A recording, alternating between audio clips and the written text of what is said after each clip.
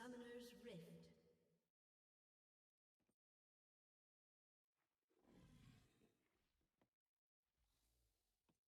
Seconds until minions spawn.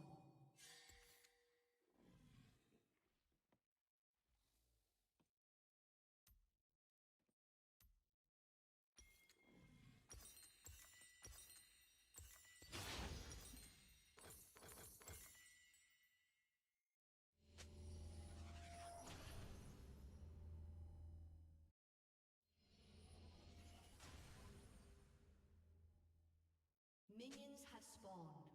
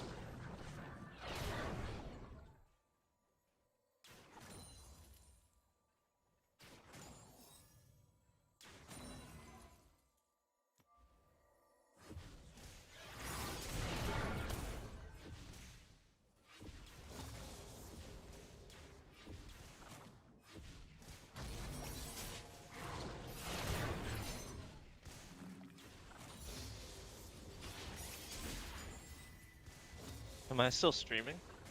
My connection dropped.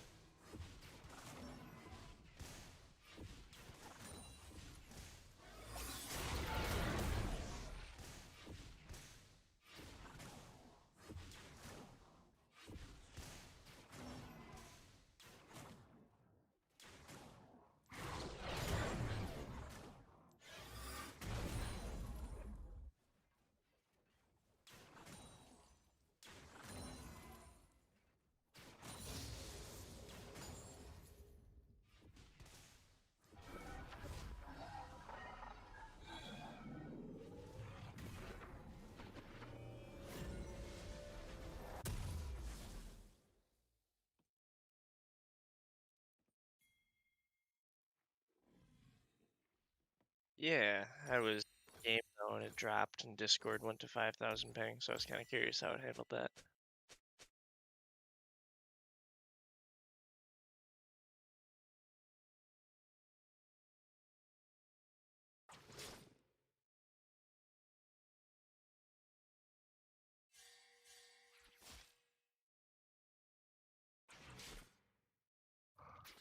First blood.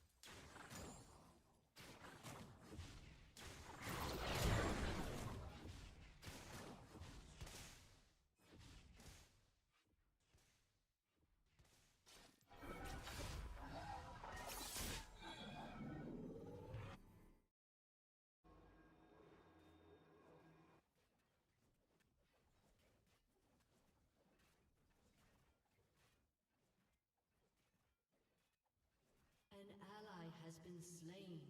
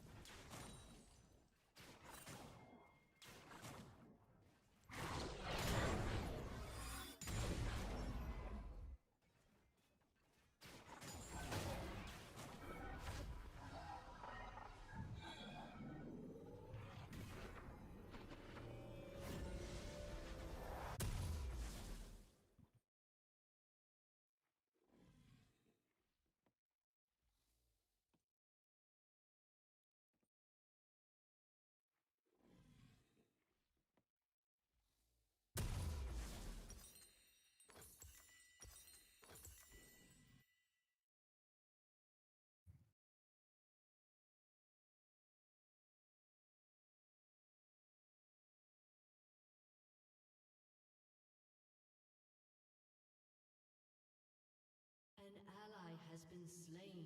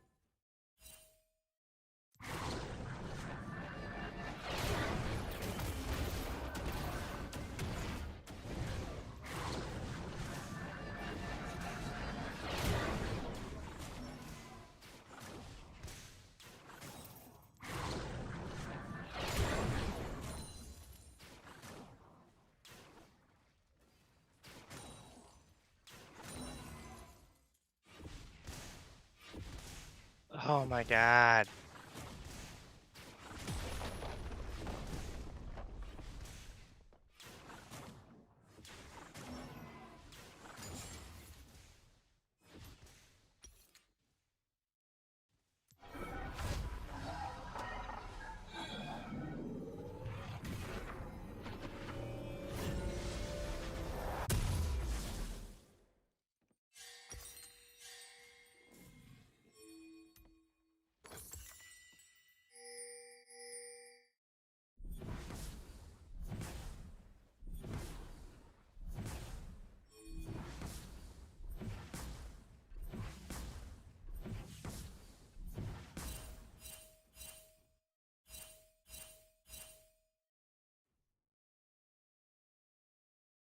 An ally has been slain. Enemy double kill.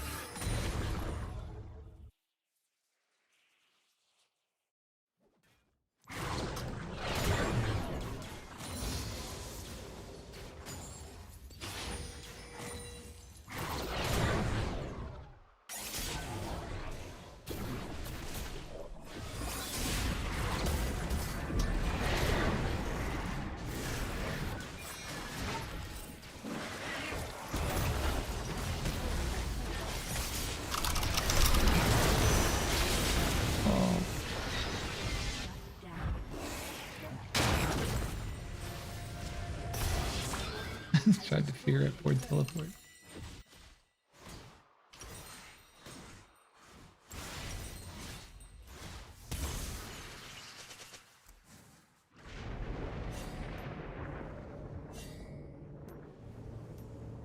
An enemy has been slain. Shut down. Enemy double kill.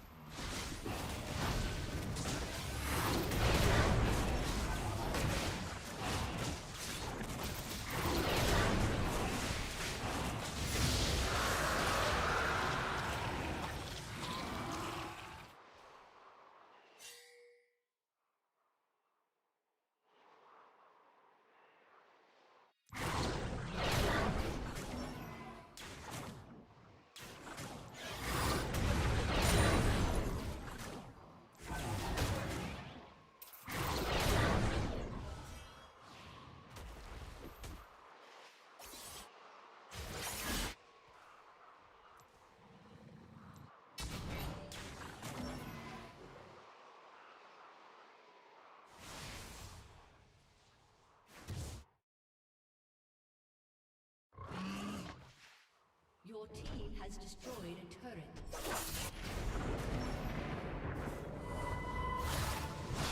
An enemy has been slain.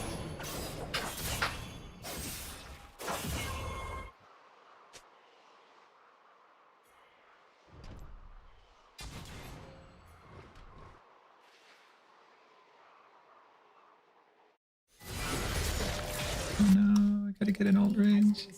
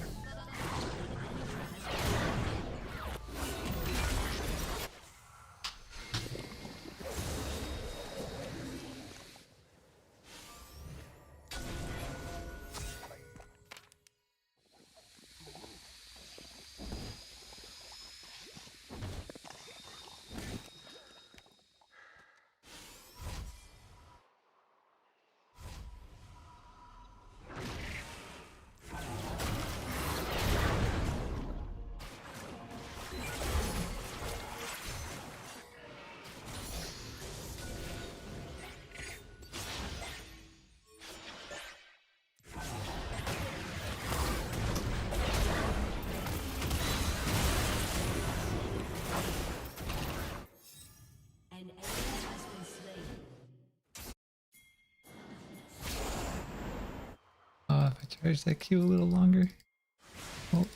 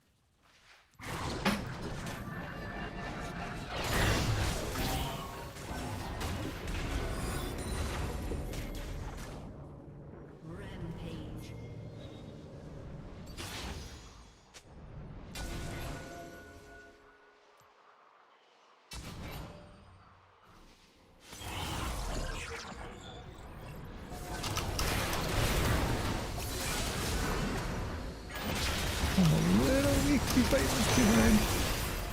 I should not have.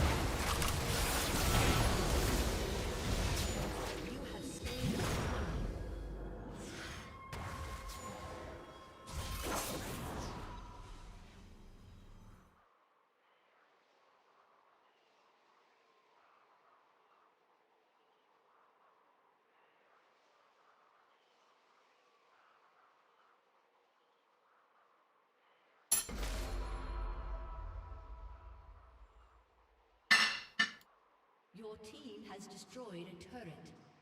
An enemy has been slain.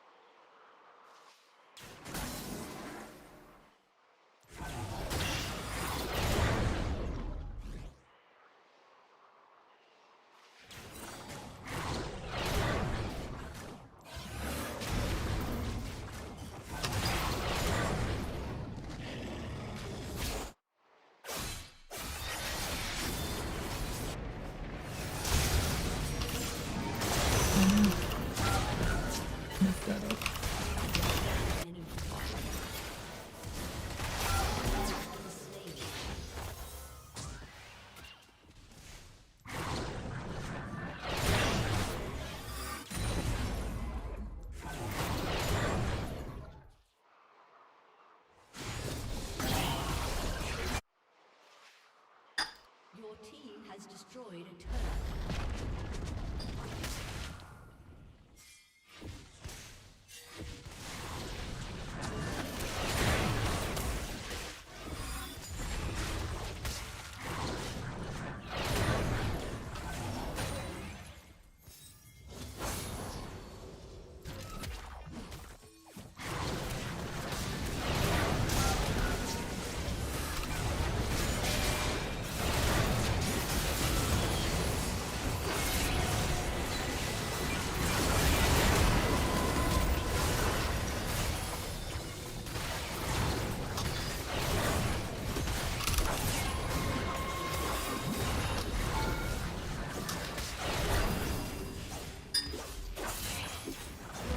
Is he gonna run him down? Nice.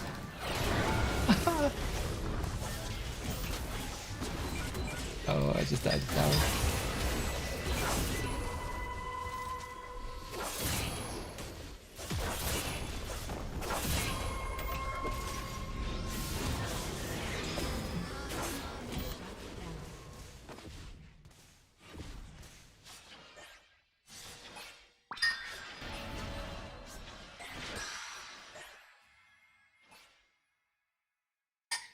Your team has destroyed a turret.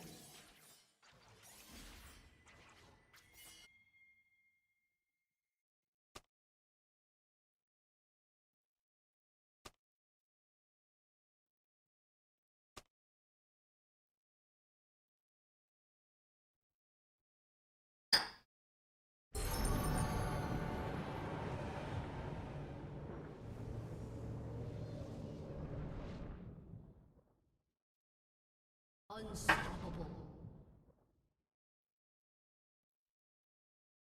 An ally has been slain.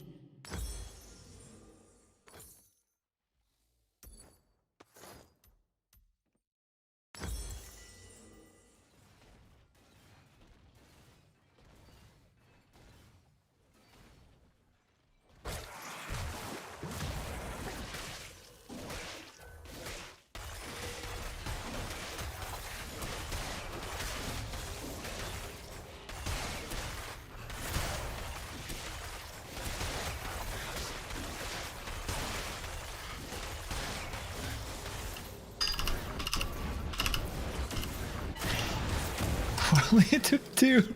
Oh my god.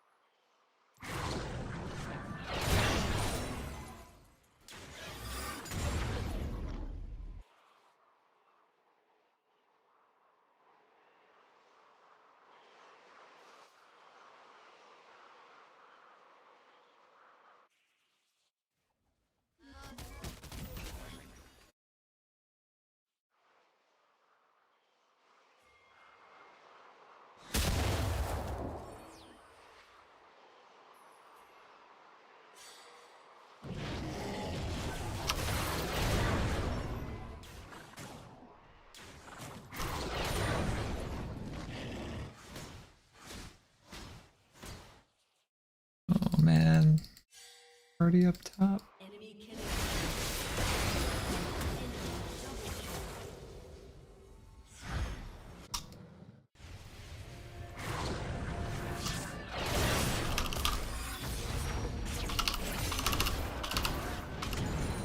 I didn't shield him. Has been slain.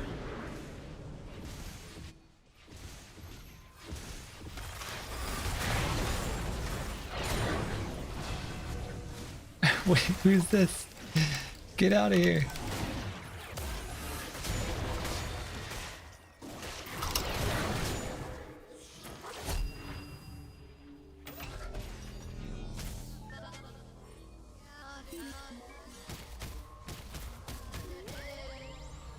Been slain.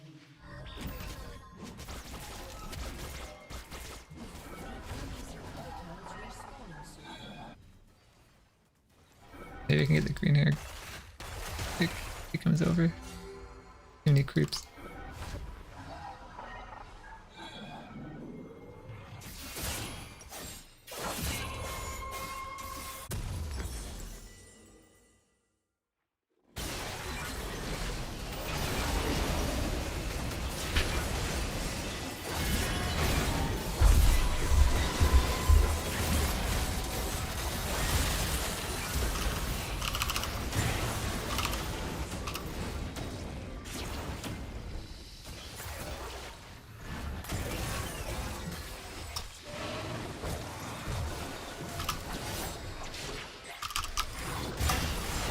Oh, the damage! Yeah, I could go for spring roll. That'd be good.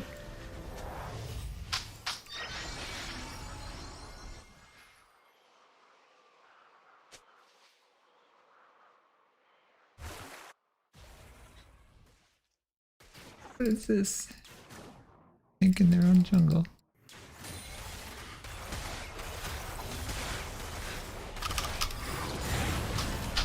Oh, I suck. That should have been easy.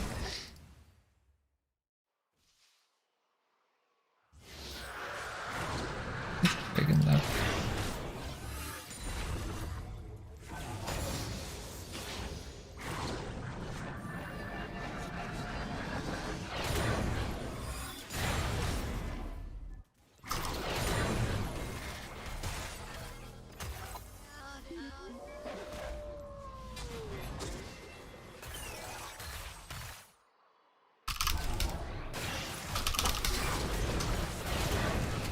Help me, Nocturne, help me!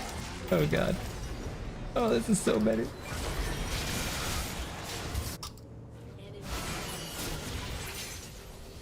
He was overwhelmed too.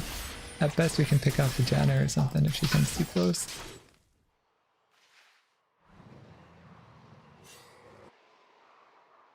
There's a ward there. Your team has destroyed an inhibitor.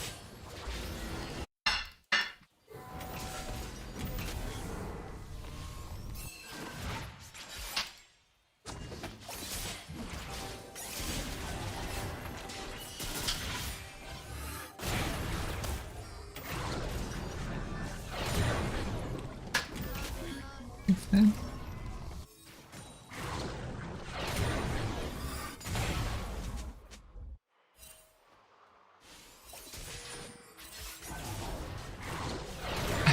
Can't believe that didn't hit.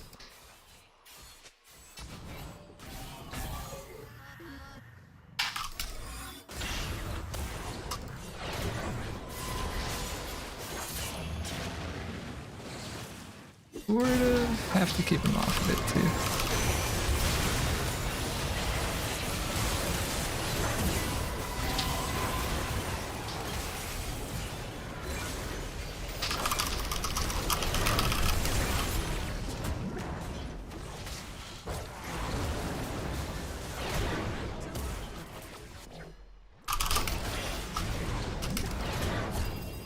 Why'd that barrier so soon? Well, maybe it wasn't. Maybe it's fine.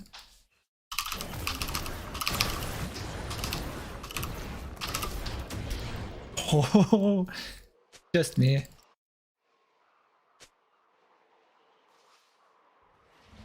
Yeah, 兄弟姐小， I'm streaming because I'm one of the best Xerath players in the world.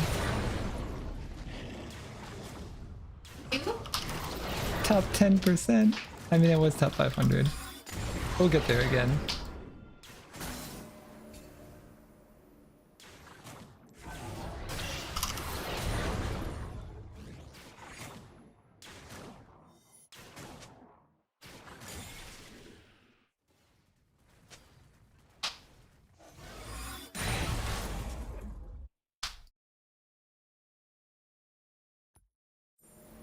Probably should have been pushing the whole time.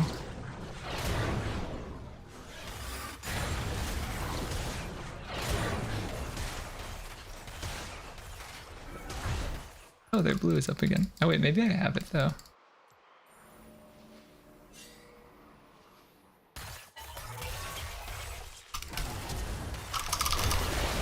Oh wow, that was pretty good.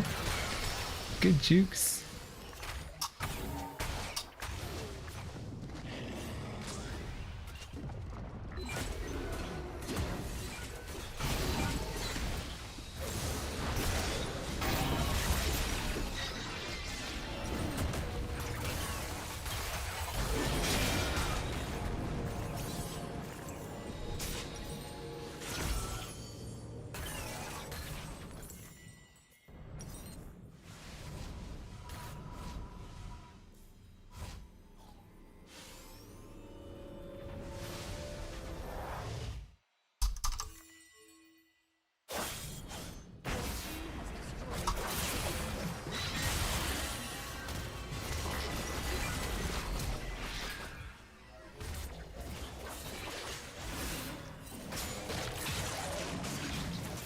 Ally has been slain.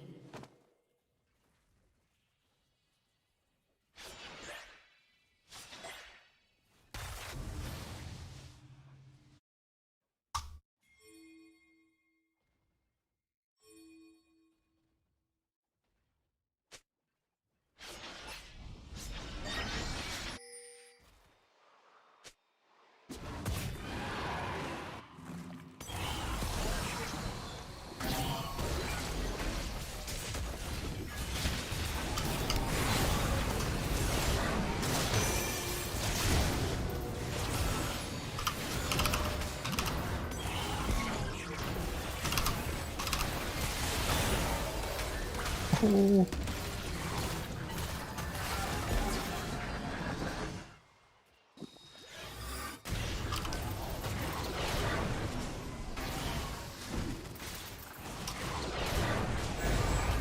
Oh, 4 wind drags. What is that? A lot of out of combat move speed, I guess. The enemy's inhibitor is respawning soon. Slow resist is good for Janna.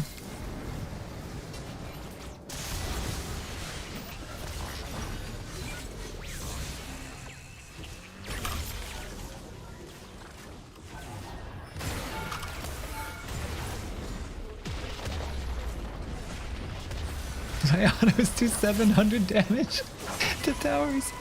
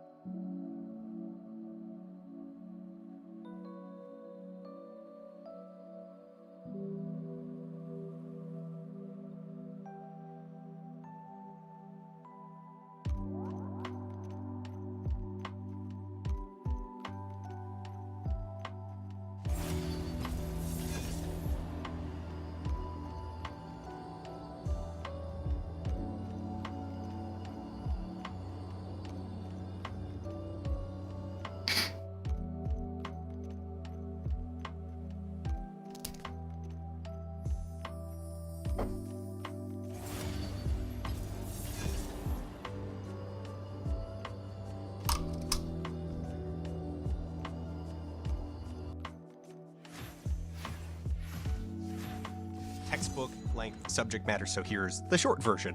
Deflation is counterintuitive because the line is going up, which makes it look like a good thing, but it's only good if you already have the currency in hand. As the purchasing power of a currency increases, typically because cash gets more scarce, the cost of goods and labor goes down. A deflationary economy punishes buying things, as anything that you buy today will inevitably be cheaper to buy in the future. If you need to buy things that aren't financial assets, things that don't appreciate in value, like food, clothing, rent, vehicles, transit fare, you screw yourself over. This is hyperdeflation, and it's not only designed into cryptocurrencies with their hard cap on total coin supply, but considered desirable by their creators and evangelists. This is what going to the moon means. Now let's talk about unions. Using tokens to verify union membership and participate in union activities relies on the tech being oblique enough that union busters and their clients don't see it as a meaningful arena to monitor. Also, that ship has already sailed. Union busters and gig economy evangelists love crypto. They love DeFi and they love smart contracts and they love NFTs. And why wouldn't they? It's an environment that demolishes consumer protections and transfers tremendous amounts of explicit power to the wealthy. In a lot of ways, this is all just a system for deferring trust onto machines and pretending that there aren't humans on the other end. And if there's one thing that union busters love, it's the prospect of an unbreakable individual contract whose inequities can all be blamed on a machine. The current state of the web, concentrated in a few mega platforms, is the result of compounding complexity. We used to have a web where anyone could learn to write a web page in HTML in an afternoon. It's just writing text and then using tags to format the text. But over time, people, understandably, wanted the web to do more, to look better. And so the things that were possible expanded via scripting languages that allowed for dynamic, interactive content. Soon, the definition of what a website was and looked like sailed out of reach of casual users and eventually even out of reach of all but the most dedicated hobbyists. It became the domain of specialists. So casual users, excluded by complexity, moved to templates, services, and platforms. This process gradually concentrated a critical mass of users into a handful of social media platforms. Already, even within the space, new hegemons are forming. Tremendous amounts of capital and power are concentrating in corporations like Consensus, who own MetaMask, and Animoca Brands, who have wide and deep investment in crypto gaming. OpenSea, the at-present dominant marketplace for tokens on a couple different chains, is filling the power roles users need. While the chain itself is in theory the arbiter of truth, nothing prevents people from filling the chain with lies, and so arises a demand for not merely a chain parser, a service that enables users to interact with the chain, but an interpreter of the chain. Motivational speaker and DC Mark Calvin Becerra claimed to have lost 3 Bored Ape Yacht Club tokens to a social engineering scam. In reaction to this, he took to Twitter to whip up a mob that could pressure OpenSea and 2 other marketplaces into flagging the tokens as stolen and blocking them from being sold. Calvin was eventually able to resecure his tokens by paying a ransom because that's really all you can do, and he doesn't seem to consider that from the perspective of the thieves, that's an entirely desirable outcome. They won. Their plan worked. This happens all the time. Bored Ape members are particularly susceptible targets of fraud owing to their specific combination of greed and low social literacy. Looking to avoid paying platform fees and royalties, many of them moved off OpenSea to doing transactions on a shady little platform called NFT Trader, which allowed scammers to run a very simple link swap scam and steal at least a dozen different ape tokens in the span of a couple days. The meat of Calvin's incident is the way in which the platforms that interact with the chain are being deputized by users to be the de facto authority, not on what the chain says, but what the chain means. It is just a recreation of existing power structures within the new environment. Now, this is where evangelists insist that the answer lies in DAOs, decentralized autonomous organizations, a revolutionary new way to organize people that will allow for the decentralized governance of these systems. So that's the claim, but what is it exactly once you strip off the paint? A DAO is an organization whose membership, roles, and privileges are governed by possession of relevant tokens on a given blockchain, and it's also the underlying software that executes relevant operations. And that's kind of really about it. So just to be very clear here, a conceptual DAO consists of 3 things: people, a digital machine built of smart contracts, and a token that allows the people to interact with the machine. In practice, most things that call themselves DAOs don't have the machine at all, and a substantial number either don't have the token or only have the token. The upside of a DAO is that it makes it easy-ish to create a formal organization at theoretically any scale, from only a couple people to a massive pool of stakeholders, and the program layer makes it possible to automate certain activities and the results. If the organization votes via the DAO interface, the results of that vote are automatically recorded and potentially executed. Though that framing is misleading. As with tokens themselves, there's no inherent functionality in a DAO. It's just a box that code goes into. I might as well be referring to all the things you could do with a web page.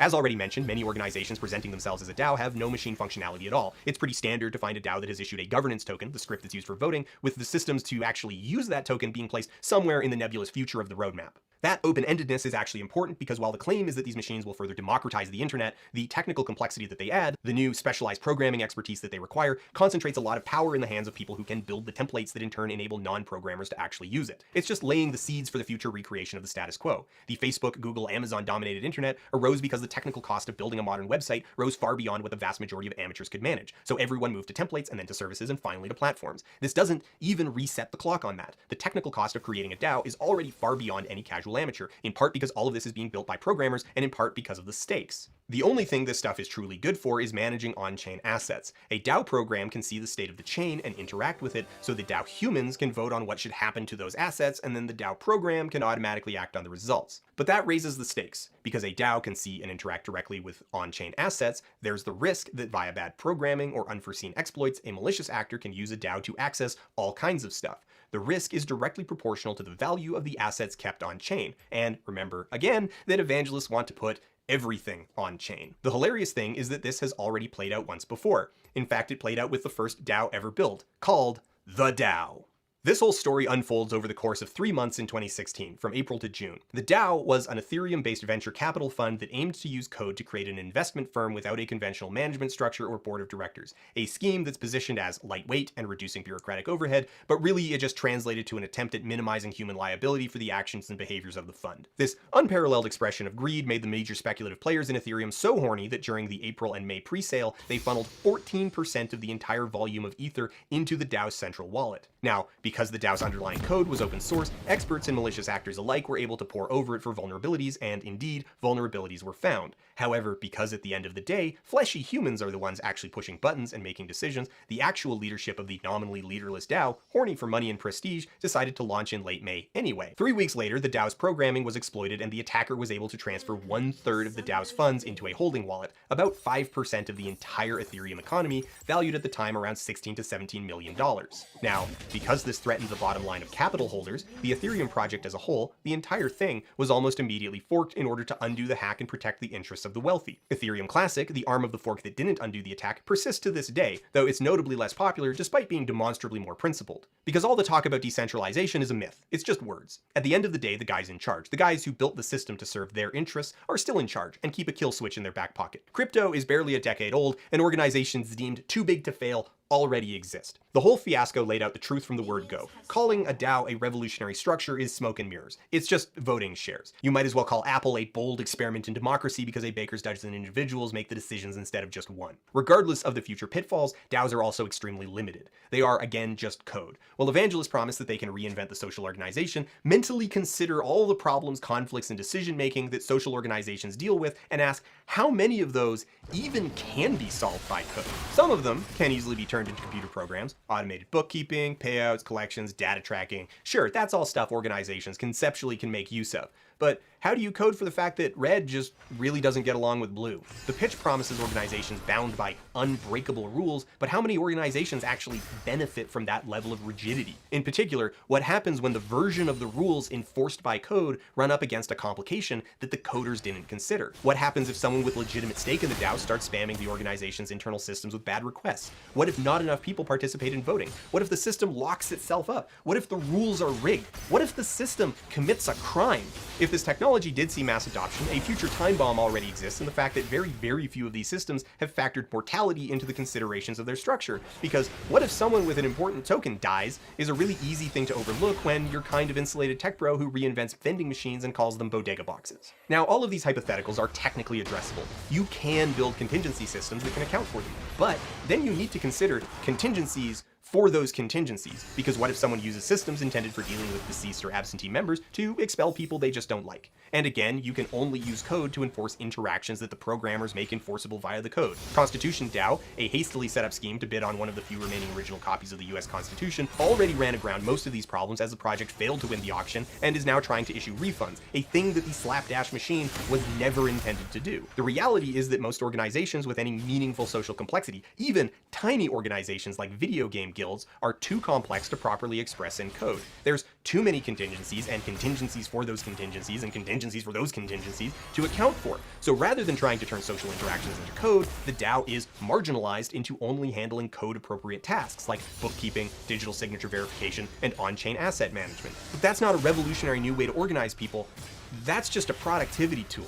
The DAO can have a process for voting on actions, but the moment the outcome of those actions move off-chain, i.e. into the real world, the DAO program is powerless. The program can't make humans execute the decisions of the group. That's still an analog problem. The whole thing very quickly runs into an incentive wall, where it's just faster and easier to solve problems verbally via abstract trust relationships and promises, to the same end results. This is why it's so common for DAOs to not actually have any of the inner machine that would actually make them into what they claim to be. It's easier to just not. Taken as a whole, DAOs aren't some revolutionary new model, they're a tool built onto the side of cryptocurrency that only has meaningful advantages when interacting with cryptocurrency as a tool for speculative trading and managing financial instruments. The rest is just a gimmick, a slow, inflexible tool for executing straw polls. Again, a lot of these boil down to a scheme to minimize liability on the part of the creators. The creators of Inuyasha Token, a meme coin DAO based on nothing except the ephemeral concept of the Inuyasha anime, demonstrated this admirably when they were pressed on the issue of copyright, openly trading on a known brand specifically for clout.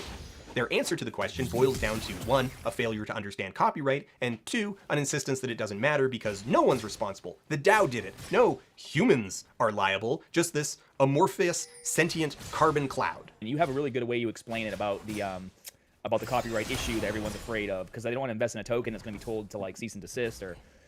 Right. Yeah. So, I mean, to clear that up, I think first you have to distinguish between a mark and copy, right? So right now on the website, it's all custom art done by Steven, your friend Steven. So there is no copy. I mean, the only person that can really copyright us right now is Steven, you know? So, well, what about logo likeness or character likeness? Yeah. So trademarks, it's possible that the Inuyasha mark, it could become scrutinized. However, we're a decentralized autonomous organization officially, and the token is launched on the Ethereum blockchain. So there's really no going back. I'm just a community member. I'm not an owner. Like there's really no single entity that has ownership over this. So I mean, it's on the blockchain now. There's no going back. And that bit also just so brilliantly demonstrates the underlying mentality of a lot of these guys. They wanted to use the Inuyasha brand for clout, but they didn't want to ask for permission because they would probably get rejected. So they did it anyway. So now that it's on chain, it can't be easily taken down. So I guess you just gotta let them do it? It's on the blockchain now. There's no going back. Things get funny in that frustrating way when you do come across a DAO that's trying to be legitimate and they tip their hand by revealing that underneath they're legally a co-op or an LLC or some other extant legal entity. Unless your goal is a grift, there's nothing truly revolutionary about their structure or functionality. Lee Jin, the co-founder of a bunch of predatory venture capital firms that focus on polishing the image of the gig economy to distract from the ways in which it's eroding labor, has an extended Twitter thread where she tries to pitch DAOs as the future of unions, though her rationale is not only shaky, relying heavily on magical thinking, it's also peppered with inexplicable lies. For example, she champions Yield Guild, a DAO that she describes as a gaming guild comprised of thousands of play-to-earn gamers, an on-ramp that brings more players into play-to-earn gaming. It can represent gamers and lobby game devs for better policies. Its scale also enables the collective to offer benefits and protections, e.g. healthcare, paid time off, that would be infeasible if gamers were operating on their own. This is a tremendous overstatement of what Yield actually is. It's not a union, nor does it function as a union, nor does it have aspirations of functioning as a union. It's not even a DAO, though it does have aspirations of transitioning into being one. It's at best a mildly decentralized cartel that's experimenting with shaking down players with the promise of helping them by gamifying the process of participating in the guild. In practice, it's a Discord server that helps play-to-earn players find sponsorships, pivot from one game to another, and generally bitch about how much their jobs suck. In fact, in response to Legion's tweets, the server residents had this to say. I've read that through the YGG, DAO members are able to get access to healthcare. Is this true? Is there any more info on this? Anywhere to learn more about what is offered? Or is this still in the works? As a freelancer, I'm always interested to learn about more options. I actually don't know about that. That would be awesome to get partnered with healthcare. Where did you get that info, though? We haven't heard of any kind of that. Yeah, I think Lee used it as an example of potential benefits and didn't mean it literally, but nothing of that sort has been discussed yet. Now, on a functional level, most DAOs use an administrative system based off the use and spending of internal script, the governance tokens. There's a decent amount of variability in how they're used, but basically they function either as proportional voting power, exactly the same as voting shares in a publicly traded company, fiat voting power, where there's no point in possessing more than one, or direct voting power, where tokens are spent to cast votes and more tokens can be spent to cast more votes. Typically, this script can be bought and sold, even on a secondary market, and indeed possession of it is typically a definitional part of membership. Rather than structuring like a union, Yield's overt goal for their DAO is to function as a hedge fund, using the exchange value of their token as a means to raise funds to invest into play-to-earn games, and allowing Yield members to spend their tokens to rent these DAO-owned resources. In fact, Yield is so far removed from the purpose and functionality of a union that the roadmap includes potentially implementing what's called holographic consensus, which is a futures market where participants gamble on what proposals will or won't be passed, using their governance tokens as the stakes. It's amazing if you wanted to build a machine whose sole purpose is to concentrate political power slowly over time. Additionally, many use a proof-of-stake staking system to reward members with additional tokens with no gate on how many tokens any single member can hold. This whole arrangement creates a system where participants with only a few tokens are incentivized to not vote against the interests of highly staked members. Plus, anything you spend limits what you can stake, and thus reduces all future income of tokens, which means even less voting power in the future. Members who possess a disproportionate share of tokens can afford to outspend on the outcome of any vote and still retain a proportional future voting power. At best, you end up with high-powered voting blocks, and at worst, a functional monopoly. The internal discourse of yield is, like all crypto, focused on the price of the DAO script and not its actual functionality within the organization. Rather than creating a more equitable, democratic organization that looks out for the needs of all its members, yield is a scheme that explicitly rewards its highest stakeholders with more power and access. Now, conceptually, you could make a DAO that behaves towards actually useful worker-focused goals, but you could also do that without a DAO, because it's just an organization. The DAO itself is just a mechanism of an organization, and more often than not, its involvement is little more than tech fetishes. So most actual DAOs don't resemble anything like a flat hierarchy. In fact, the ability to buy and sell voting power and the hierarchy that results is seen as a strict advantage in that it allows emotionally uninvested members to make money and gives them a thing that they can reward people with that will align incentives. And despite the fact that Li Jin is directly involved with yield as the philosopher in residence, yield is neither structured like a labor union, nor does it have ambitions to be one. The point is that thought leaders like Li Jin, who get a lot of social traction by promising that their techno-fetishistic community are solving big societal problems, are liars. They love the pageantry of democracy because it allows them to pretend to be democratic, because they can paint their detractors as being undemocratic. It's all hollow hand-waving and techno-babble to distract from the fact that it's just shareholding. It's the corporatization of everything, the conversion of the entire world into claves governed by power granted via token possession and enforced by machines that allow humans to wash their hands of the outcomes. At the end of the day, every DAO pretending to be useful is still a forced entry point to some hype-driven meme coin whose existence only benefits its creators and the exchange that sells it.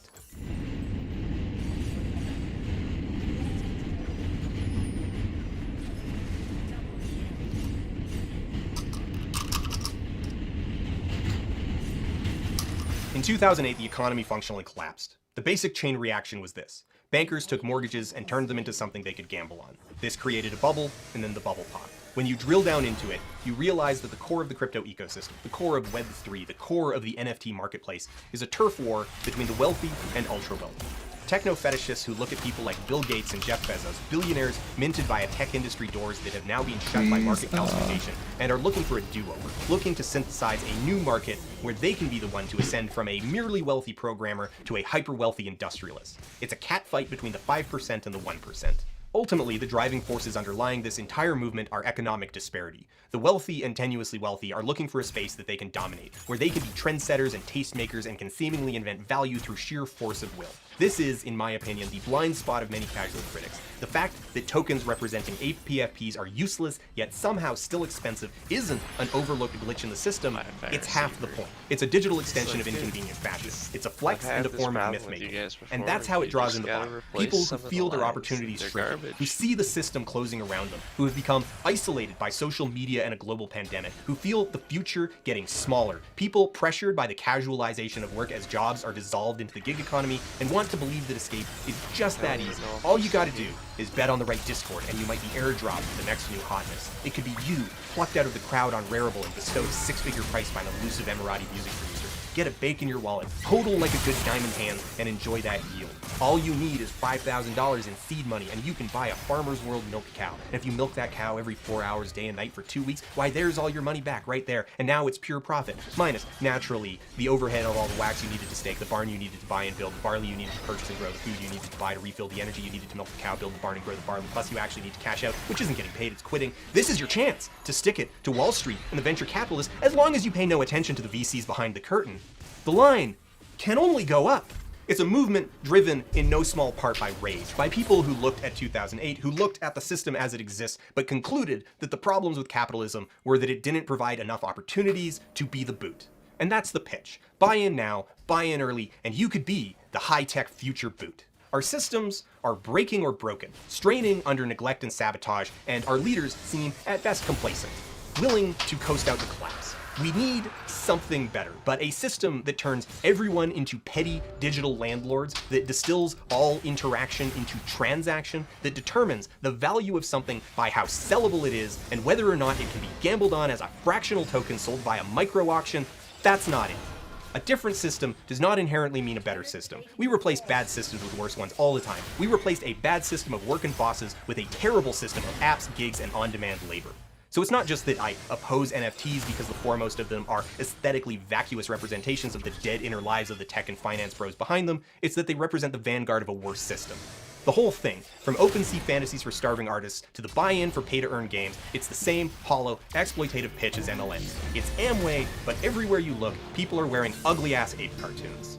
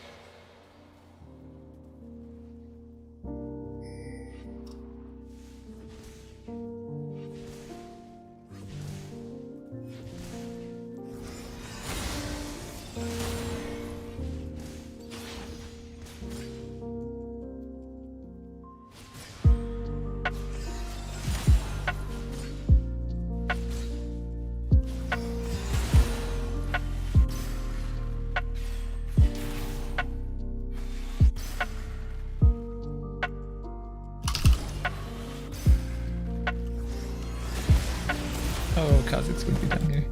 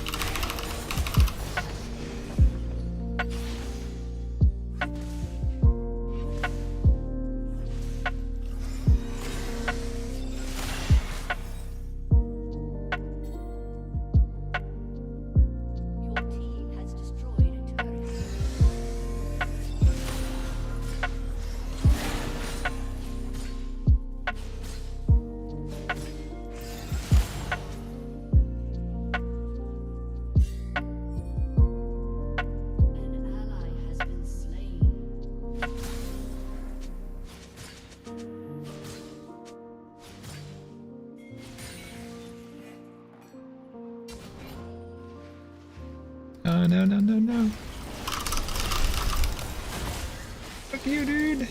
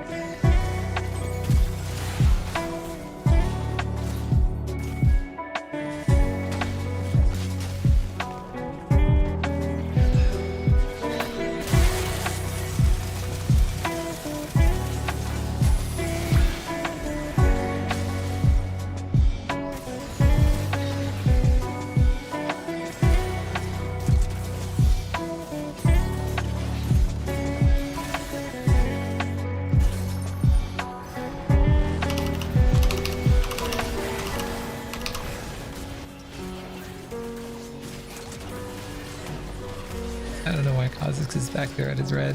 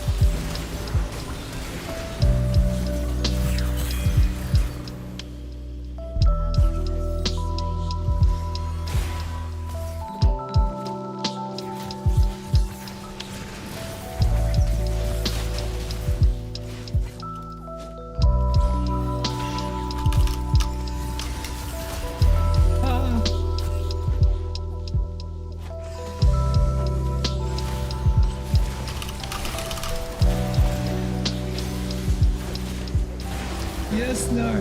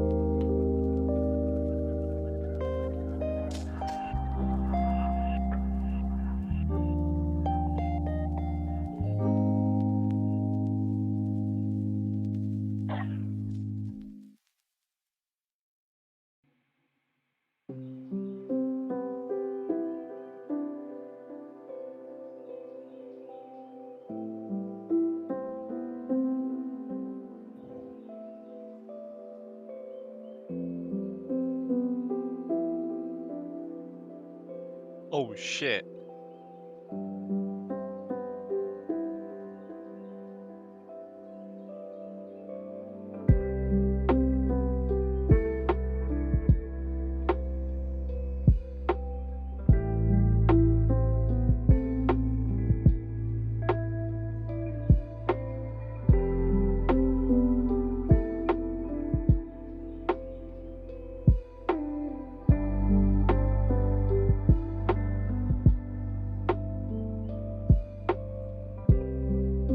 Oh shit.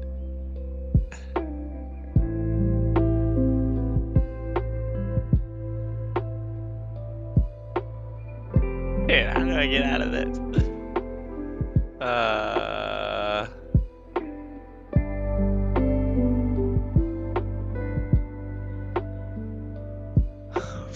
Fuck.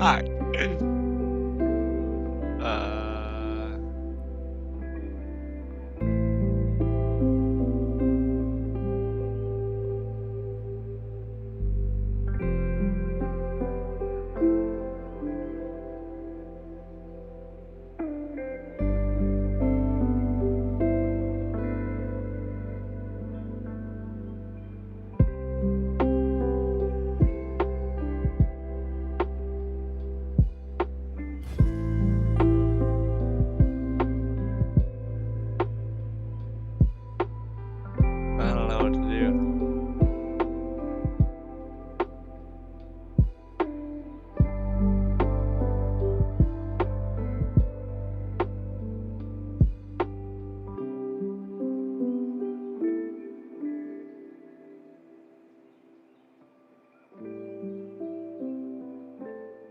Ah.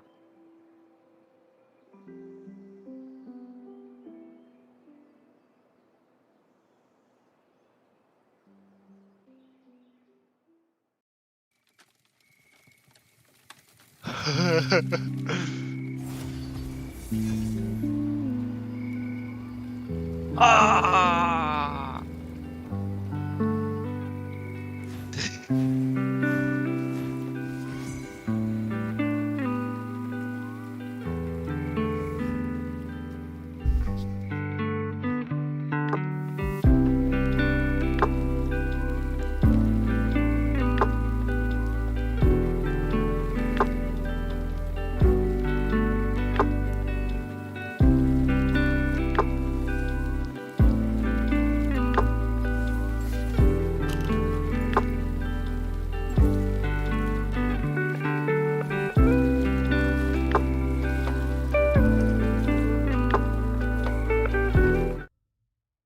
All right, we're going to be talking about World of Warcraft Classic, and as these things go, I've got to lay down my bona fides. I have been playing World of Warcraft since launch. I have been playing World of Warcraft a lot since launch. I have the Ivory Raptor, which involved farming up 1,000 gold within the first 6 months the game was out, and I did that in, like, 3. A few years ago, Blizzard sent me this nice little statuette commemorating 10 years of unbroken subscription to the game, which means that this is a cute little gesture from a company that made a game I really like, but also kind of yikes. I have this in-game Wind Rider pet because it came with this Wind Rider plush doll that I keep on the shelf behind my streaming setup. I've done server first raiding, I helped 3 people grind to High Warlord, I have my Brawlers Guild rewards, Mage Tower rewards, Swift Flight Form, and even the absurd Realm First Illustrious Jewel Crafter. Why did I get this? Why did I do what needed to be done to get this? Point is, yes, I have played a lot of World of Warcraft. In August 2019, Blizzard Entertainment launched World of Warcraft Classic, a recreation of World of Warcraft more or less as it existed in 2006 towards the end of the vanilla game's lifespan, after all the new content was released but before any expansions were added. While not a pure recreation, the deviations are small and few, most being concessions to the fact that WoW itself changed dramatically over the course of its first year. For example, one of the more dramatic, anachronistic changes is the inclusion of the in-game clock, a feature that originally wasn't added to the game until June 2008, almost 4 years after launch. Care has even been taken to recreate period-authentic inconvenience, such as the bespoke recreation of spell batching, originally designed to work within the limits of dial-up internet, which will, in turn, lead to things like canceling an ability only for the ability to cast anyway, or being well out of range of monsters while they continue to hit you in the back of the head. But returning to the Xerath that was 15 years later is an interesting experience. It lays bare all the strengths and flaws of the game and really calls attention to the fact that World of Warcraft was kinda bad. Alright, I'm just gonna try to get... Oh! Are you stuck? Yo. Are you f***ing kidding me? Well, it's bad, but it's also really good. I mean, it's still a lot of fun, but it's also pretty garbage. It's garbage, but it's still a classic. Here, since I'm already in this hole, let me dig my way out. I really like to revisit old computer role-playing games. The genre has, through most of the history of electronic gaming, found itself at the locus of gaming technology, pushing both graphical capabilities and systems complexity. They were, in their heyday, often at the cutting edge of what the personal computer could do and what a video game could even be. This, however, also means that they're often quite experimental, which in turn brings with it a lot of compromises that modern players need to make in order to engage. Controls are typically unusual, frustrating, unintuitive, or unresponsive, and it's likely there's at least one vital game system that is utterly inscrutable, the game assuming you have the time, patience, and inclination to devise its operation through brute trial and error.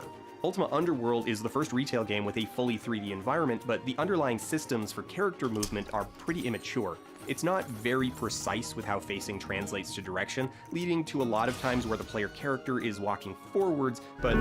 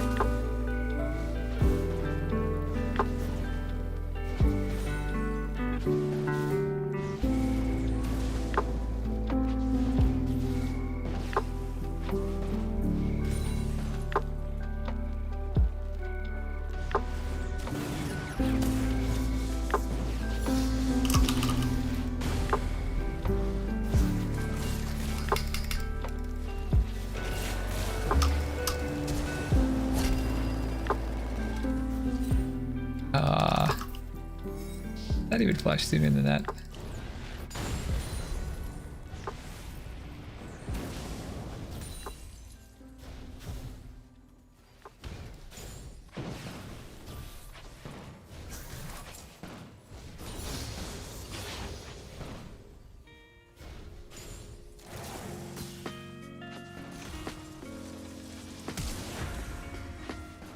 I probably didn't need to flash there.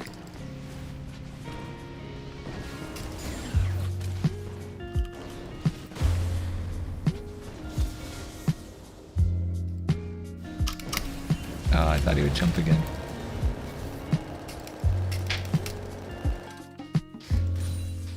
God, he gets so lucky.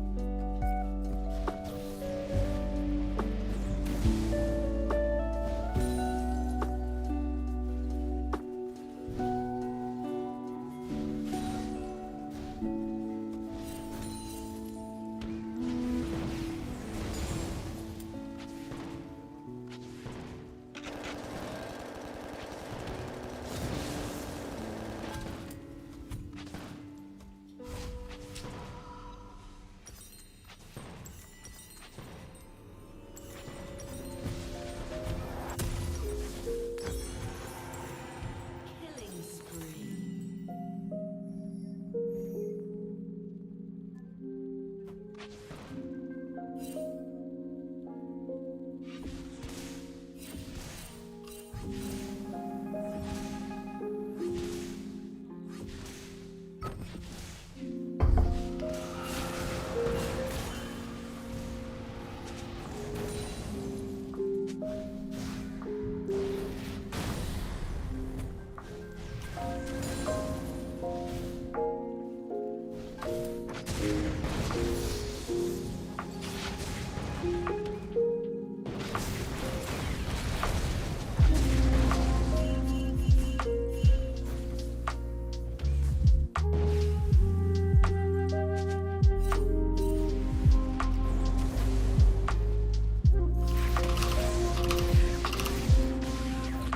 Ooh.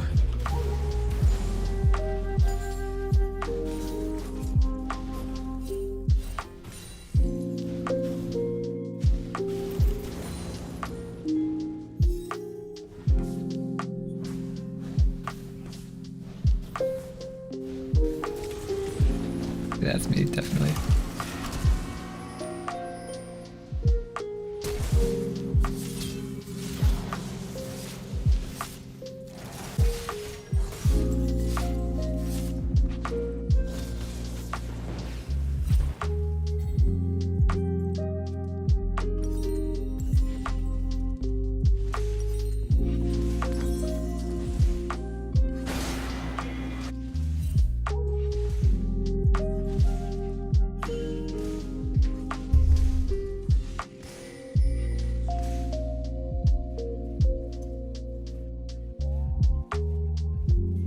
Unstoppable.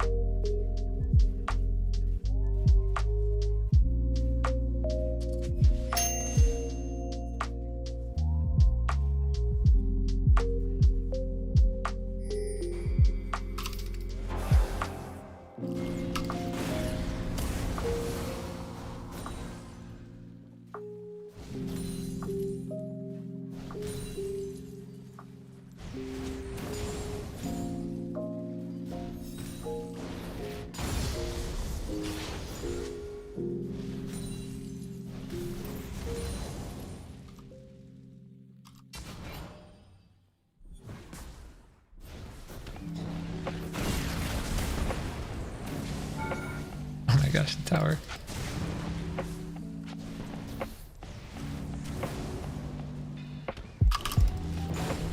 That would have been it too. That have been it. Anyway.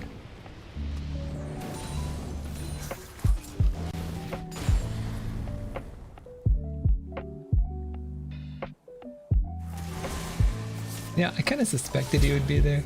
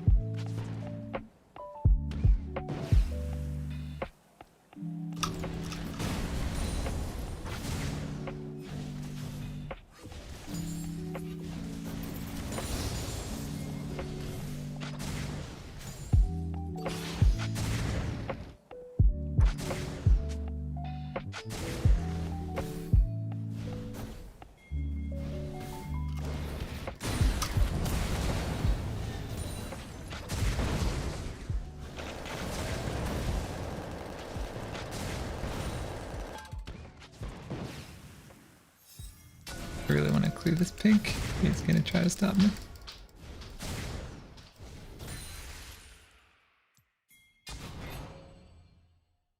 Yeah.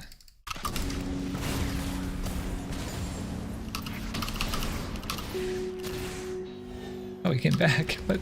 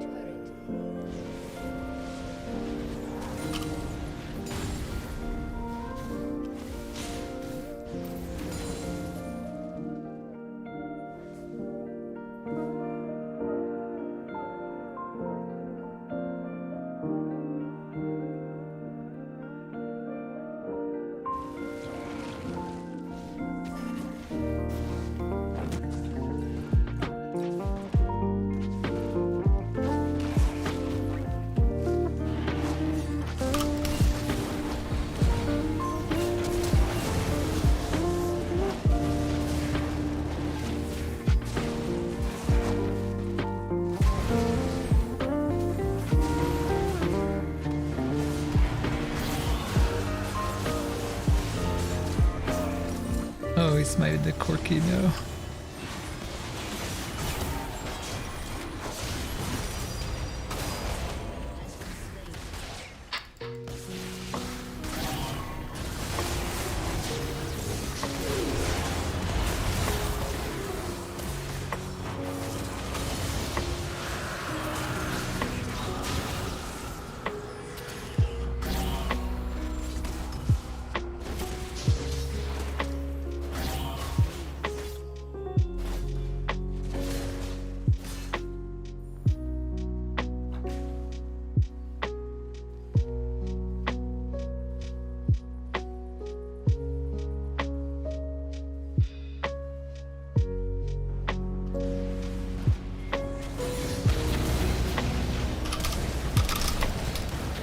God, he gets 2 of those, that's annoying. Got him.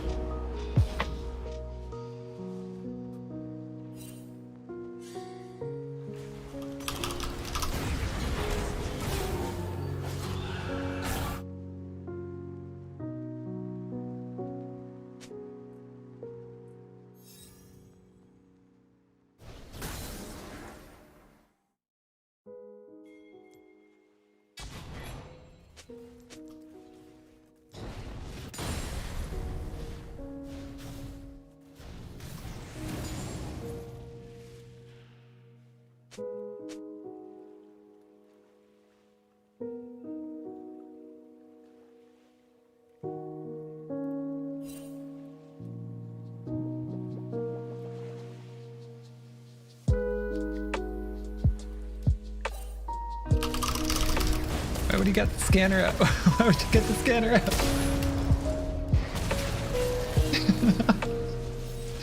Scanning his own blue buff.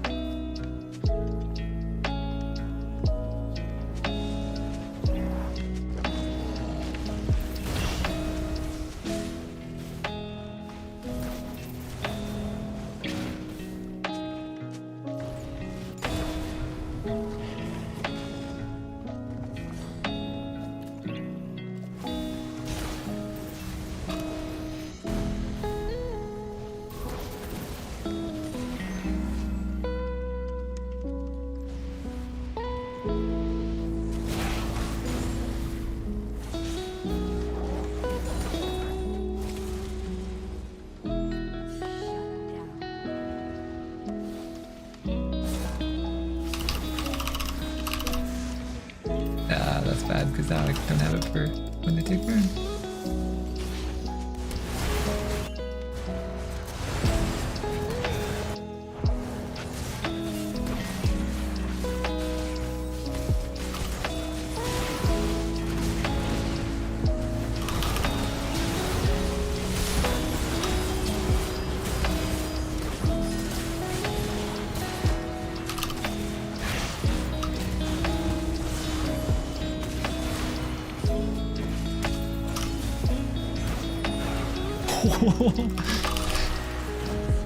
That blind shot.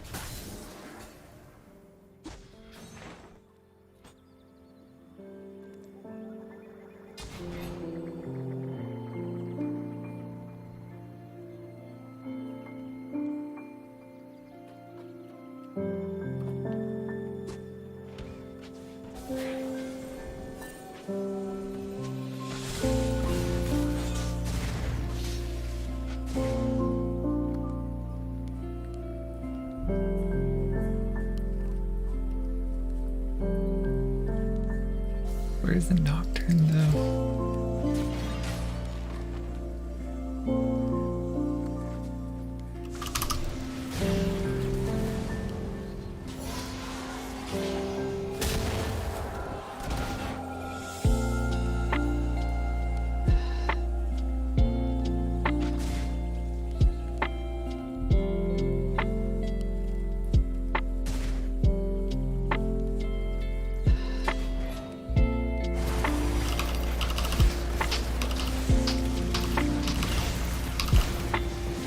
Yeah, I saw that coming.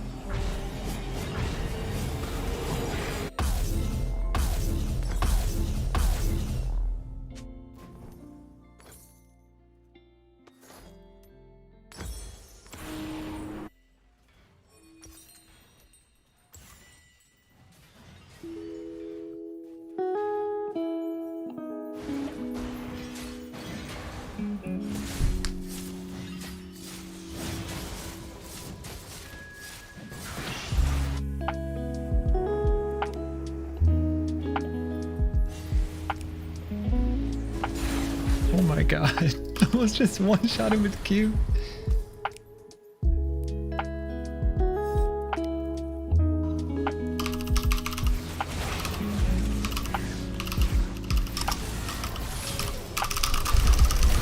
Get him! No, don't! Oh, what stacks?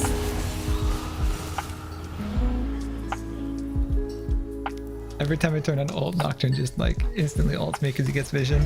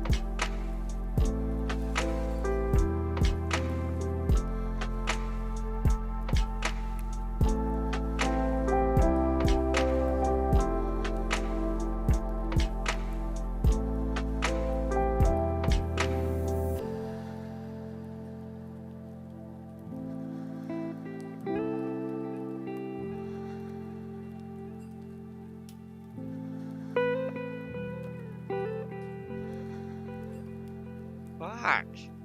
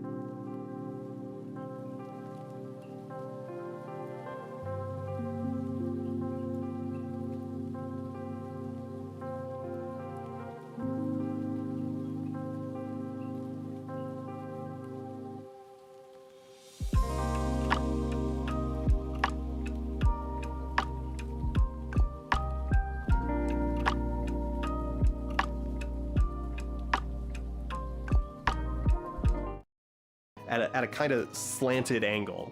Dungeon Master 2 has a magic system revolving around combinations of symbols representing abstract concepts with no guidance on what anything actually does. The manual gives a bit of help by at least telling you that the first set of symbols indicate power level, but at the end, straight up tells the player to literally trial and error their way through.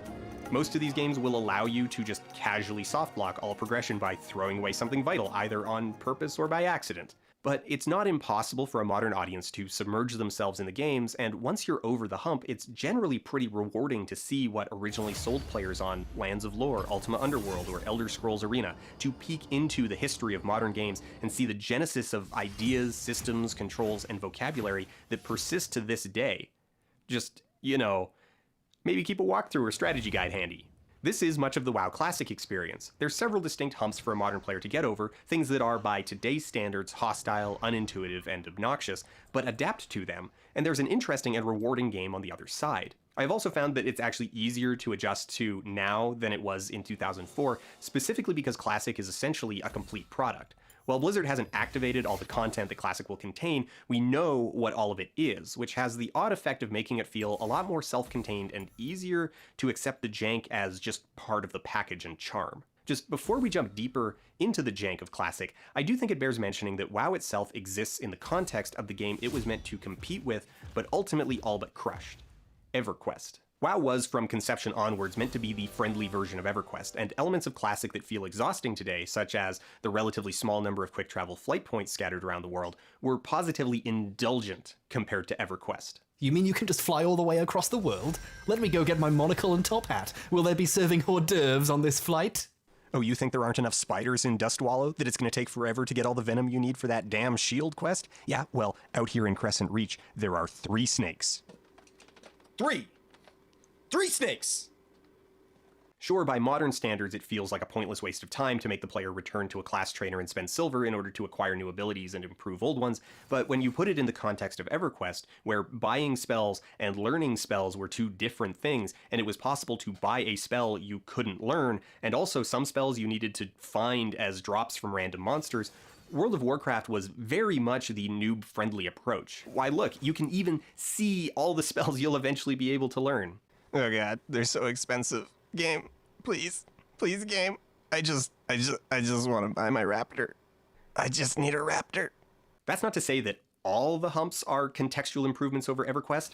Some of it is just bad on its own, or obviously incomplete. World of Warcraft was pushed out the door probably a good 6 months early, leading to a pretty substantial and well-documented disparity in quality between the stuff the developers had been working on the longest, namely Eastern Kingdoms and the Alliance starting zones, and the stuff they had been working on the least, Kalimdor and the Horde starting zones. There's a few standout examples, like the area around Blackfathom Deeps in Western Ashenvale being little more than a rough draft, which maybe looks just kind of old and junky at first glance, but is a stark contrast when compared to areas like Shadowfang Keep or the Wailing Caverns. The entire zone of Ashara is largely devoid of quests, not completely empty, but hardly the number or density that you would expect from a zone of its size. There's even a substantial number of NPC camps scattered throughout, staged with furniture and flags, but never populated, and oh god, this character is too low to be here. Oh god, oh no. F's in chat. The Paladin talent trees weren't implemented until the game finally launched, and were clearly a last-minute rush job, with notable highlights being the Holy Tree, ostensibly a single-target healing specialization. Let's just take a short tour through this. The first tier contains improved Lay on Hands, which adds a small 1-minute armor buff to an emergency heal with an hour-long cooldown. The second tier has Revelation, which reduces the cooldown of Lay on Hands by up to 20 minutes, giving it a mere 40-minute cooldown. The third tier begins the chain of talents leading to the tree's capstone ability, and those 3 talents are a damage boost to a single ability, an aura that increases holy damage dealt by your party, and the capstone ability Holy Shock, an instant cast, medium range damage spell in the healing tree. There was a lot of stuff like this floating around, some of it easier to change than others, and in a lot of ways the first year of World of Warcraft's life was spent just kinda getting the game finished. Some of the abrasive moments really just come down to different expectations. The massive in Massively Multiplayer was always a lot smaller than it ever felt, most of the heavy lifting being done by clever design, pressing players into interactions that felt more substantial than they really were. WoW just wasn't actually built to have that many players doing something in the same area at the same time. Single quest areas can typically only support 3 to 8 players at a time. Any more than that, and it quickly leads to overcompetition, with players standing around just waiting for more opponents to spawn. While this encourages grouping up, it only does so to a point. You can't get credit for most quests if there are more than 5 players in your group, and a second full group is enough to strip a quest area bare like locusts. So, paradoxically, there's a lot of time in the Massively Multiplayer game spent looking for places to play alone. not for any other reason than just to like know that you Holy did. crap. Oh my god. See, like that right there. There's the line. See, that's the line.